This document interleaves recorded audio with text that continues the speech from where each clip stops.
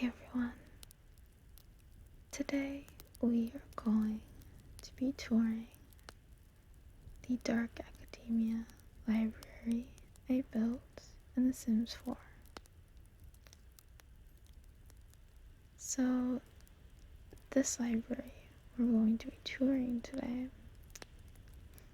is 4 above ground stories and then a basement level.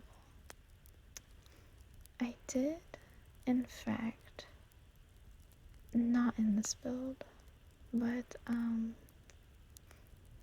another build, I added a second basement level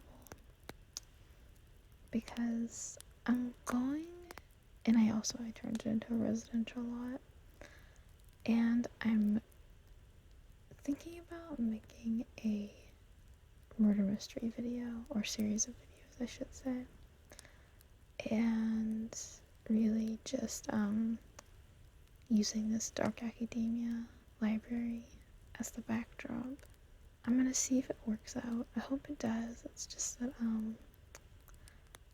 as I was touring, like looking over this whole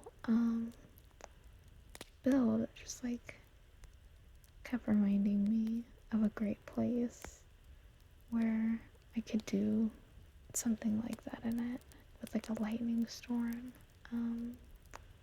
brewing in the backdrop.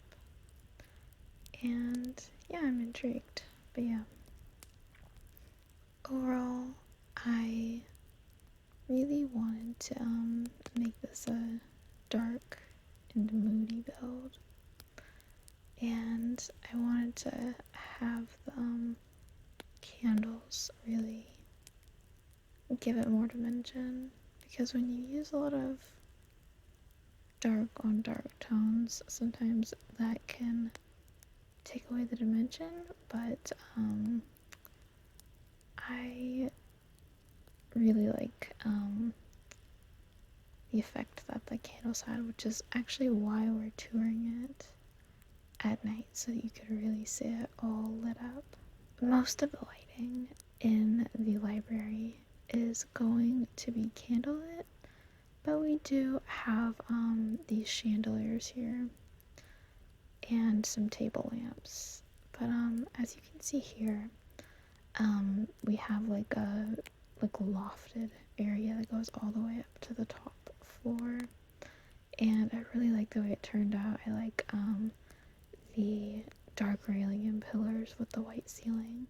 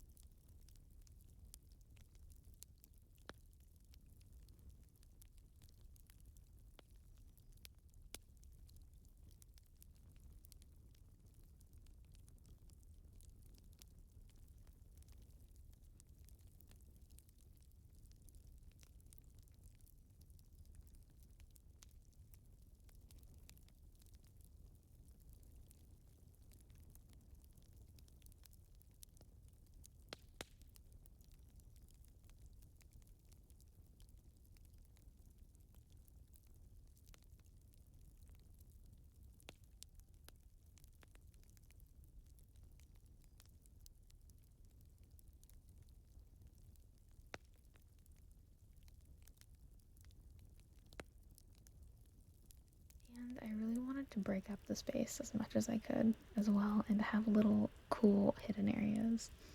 For instance, underneath the staircase you'll see this doggy door, and you probably already know, but just in case you don't, not only pets can go through these doors, but toddlers can too. And so I have this hidden area where toddlers can, like at least two of them, can sit here, and I imagine that they read like spooky picture books, and they tell ghost stories and whatnot.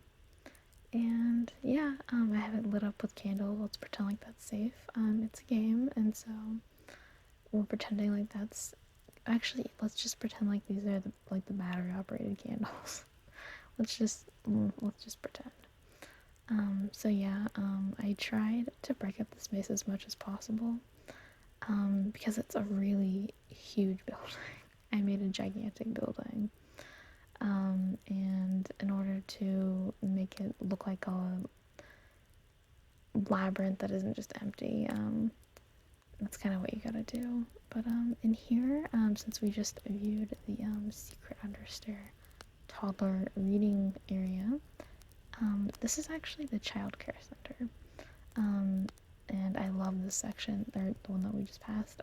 That's like the reading circle, and I think it's just there. Yeah, right here. The reading circle is just so cute. It's my favorite part of the whole daycare. I just love it 100%. But yeah, I just wanted to make again the library as functional as I possibly could make it. So I needed to have an area for little ones to be, and we just have a lot of stuff for them to do here.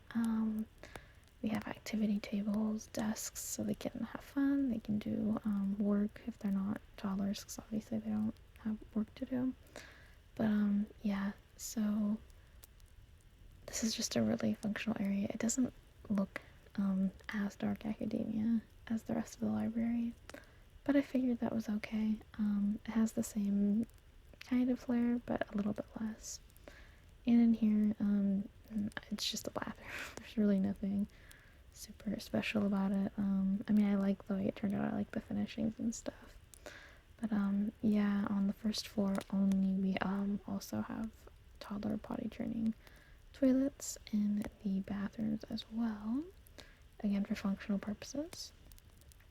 But yeah, I just really like the division of everything, because when everything's divided up, it feels like there's more of an opportunity to get lost. And I feel like that is kind of the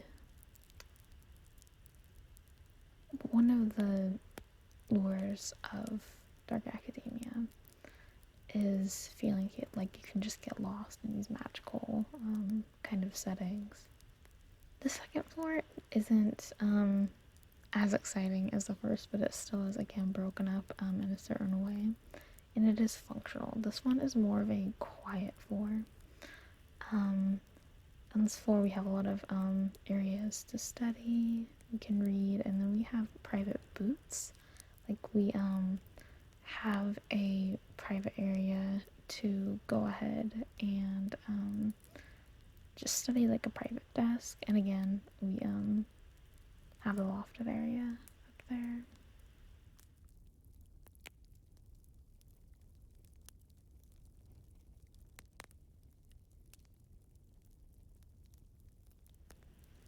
And we can look down and see how cool that looks with the front desk there for the librarian.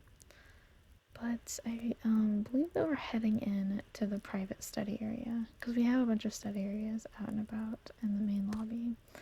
But in here you can study by yourself and have it be quiet, which, I mean, I guess doesn't really serve a purpose for The Sims, but that's very, I guess not necessarily something that you would find in at least at a college that I've been to, but mostly it's like group study areas. But anyways, on here we have just a balcony. I'll only show you one of them. There are actually two, but on this one here,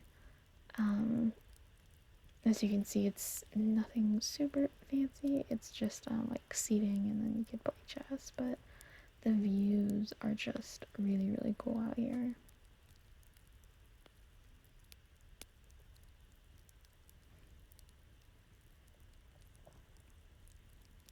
And again, we have more booths, and this is the music production booth, so that you can go ahead and have that be more private, and you're not bothering everyone who's in there with you. And I think we're gonna be heading up to the third floor now. On the third floor, we actually have more booths, and they are the nice social media production booths. But on the third floor, there's actually some cool stuff going on. The coolest parts won't be shown right away, but again, this is like more of a social area. This is more lively and loud, and so we have a lot of seating areas, a lot of comfy seating areas.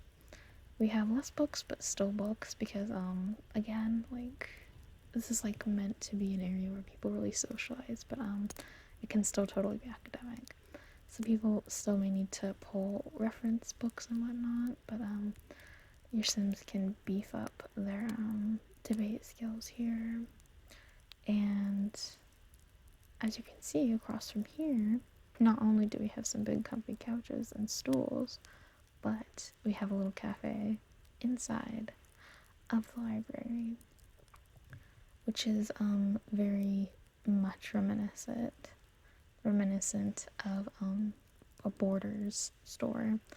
I don't know if Borders still exists. It doesn't where I live, but I remember I never, because I was a little kid and didn't have money, so I never really got anything from there.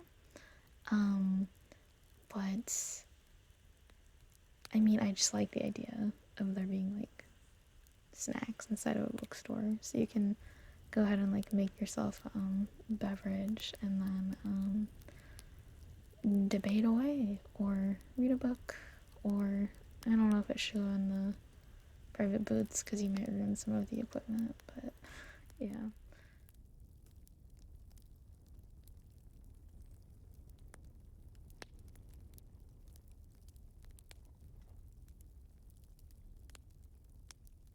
Yeah, so now we're gonna move on to just another bathroom. Not anything too exciting, as you can see, but it does serve a function, so your Sims don't need to run down all the way to the main floor to go to the bathroom, because we still have another story to go up. But I just love the cafe. I really, really love the cafe. One of the things that was such a challenge, because this build took me a really long time, was to make each floor unique, and to have each floor kind of have a different vibe and a different purpose, because I didn't just want to make a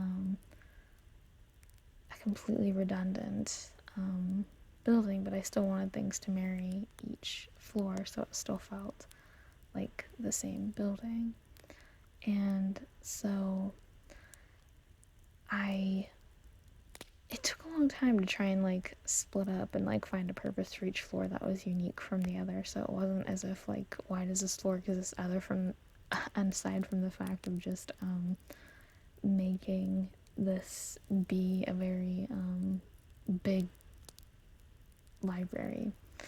And now we can move up to the tower. I really, really like the tower. It's just super moody and just filled with candles, and I like it a lot.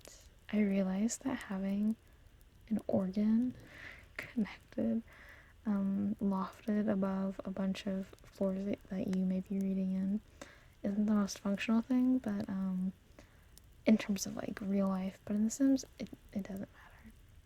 Your Sims are gonna be fine regardless. But it's just such a cool concept in games, since the functionality of it like won't be actually be distracting to your Sims.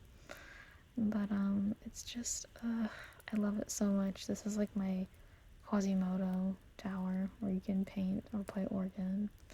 I didn't want to put too many things in it because I just think that the space already isn't super big, but up top, because we just kept like, oh, I love looking down. That is so cool. I really love the way that looks. I love the sides of the staircases that you can see. It's just really, really cool. But anyways, I just really, really enjoy the mood here, and I didn't want to overcrowd it too much because I wanted the architecture to speak for itself. And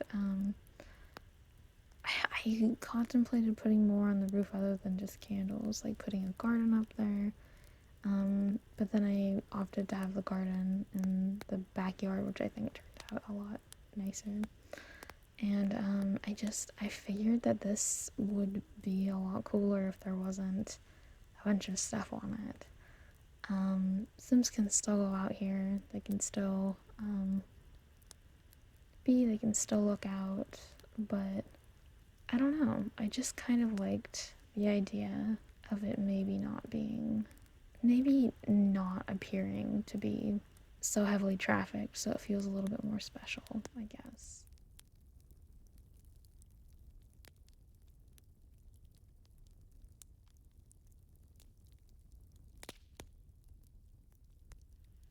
And now we're moving on to the basement. We are skipping quite a few rooms. And that is, well, we're gonna pop in. I'm gonna show you the bathroom because for some reason I haven't just shown you all the bathrooms. Just to let you know that they exist. They're here. I didn't put a lot of art. Actually, I didn't put any artwork in any of them because they're just bathrooms. It's fine. But we're skipping a lot of the rooms, and we're going to be heading into one of them soon. But all of the rooms, not all of them, most of the rooms, they have activities in them. I think there's 9 different activity like types in these separate rooms. Right now, we actually have a duo one on one side. We have the cauldron, which I think we're gonna pop in and look at. Yeah. So we have the cauldron, and then we have fortune telling. No, like not fortune telling. I can't remember. Like seance table. Yeah, we have the seance table.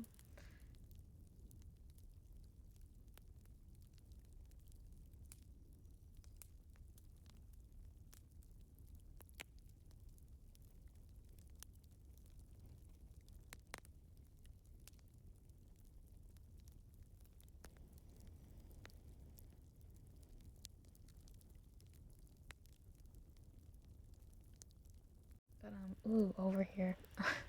So we have the hidden room, but it's actually Caretaker Room. I originally made this little secret room for like a caretaker to live, and the caretaker would be if I was going to have a like rags to riches challenge, not necessarily like for film, but like for just, you know, my own personal gameplay.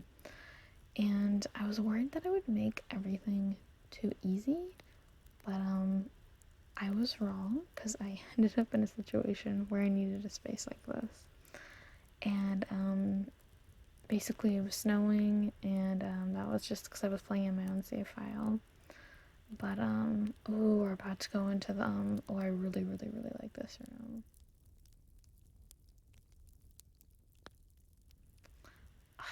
Yeah, this one's so cool. This is like the speakeasy. But anyways, I was about to I was just playing in my own save file, and it was snowing, and I wanted to play in my own save file, but I ended up just going in here and seeing if it would make challenges too easy, and it didn't because to my surprise, um, when you when it's a like library, when it's like a public lot, you can't lock any of the doors. And so everyone could go into the little private caretaker room. And so the librarians were constantly, at all times of every day, coming in to the caretaker room, cooking food, either beginning to prepare food or like actually cooking it and then just like leaving it out and not eating it. And yeah, so it was pretty awful, and them doing that like constantly, like 24/7, made it so the appliances were constantly breaking, and it was just a disaster. But if I was going to do it in any location, I am happy to have done it in this dark academia library.